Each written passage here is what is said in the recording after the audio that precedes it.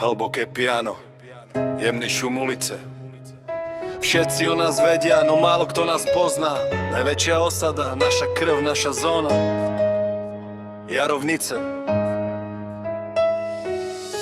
Marian, Jaro, Zuzka, Silva a Deško. Počúvaj príbeh, ktorý píše život sám. V najväčšej osade, tam kde sa prach s nebom spája, vyrastali sme spolu uprostred nášho kraja.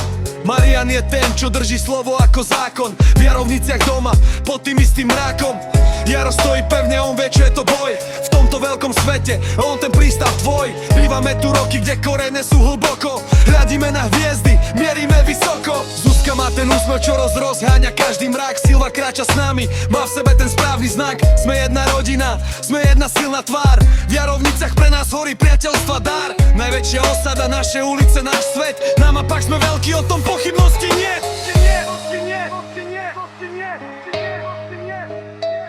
Bývame tam, kde sa srdce s domovom spája. Jarovnice v našich dušiach sú kusom rája. Marian a Jaro, opora v každom dni. V najväčšej osade snívame tie isté sny. Zuzka, Silva a Deško, to je náš klán. V Jarovniciach žijeme, to je náš plán. A keď príde večera, svetlo sa v oknách stráca. Deško je ten, ku komu sa každý rád vracia. On vie, že v našej osade nie si nikdy sám. Deško je tá sila, čo pomáha k výšinám. Možno sme najväčší, no v srdciach sme skromní. Na to, kto sme a odkiaľ, nikto z nás nezabudne, kým sme slobodní.